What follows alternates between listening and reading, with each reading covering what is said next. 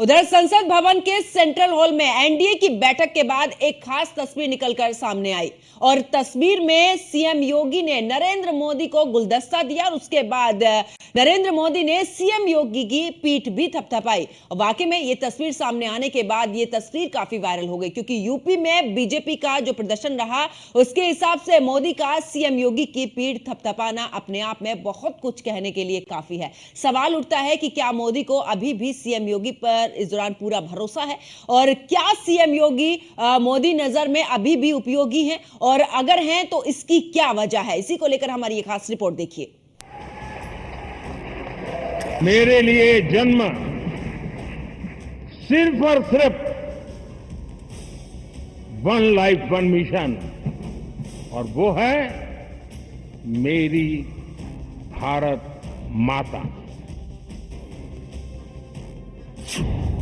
मोदी के लिए योगी अब भी उपयोगी, फिर हिट होगी मोदी योगी की जोड़ी। योगी के कंधे पर मोदी का हाथ, चुनावी नतीजों से नहीं बिगड़ी बात।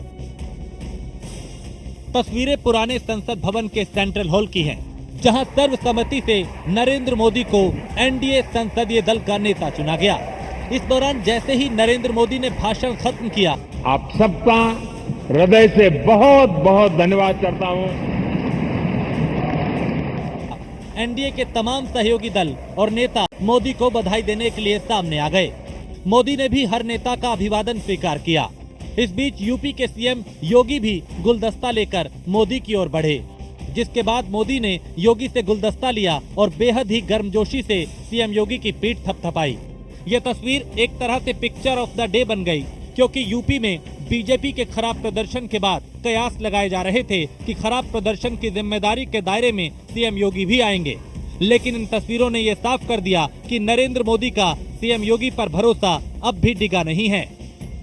प्रधानमंत्री नरेंद्र मोदी बहुत ही मैच्योर लीडर हैं और उत्तर प्रदेश में जो भाजपा के अंदर भीतरघात की बात आ रही है 2024 के आम चुनाव के परिणामों को लेकर के, उसको लेकर एक चिंतन चल रहा है भाजपा में।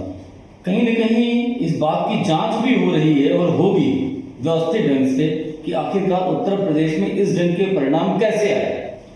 कई लोग योगी आदित्यनाथ के ऊपर सीधे तौर पर आरोप लगा रहे हैं, उनकी टीम पे आरोप लगा रहे हैं। कई लोग अमित शाह जी के ऊपर उंगली उठा रहे हैं कि कहीं न कहीं आपस में प्रतिद्वंदिता में, एक दूसरे के साथ विद्वेष में, कहीं न कहीं पार्टी के कार्यकर्ताओं को सिखा पढ़ाकर भीतरघात कराया गया।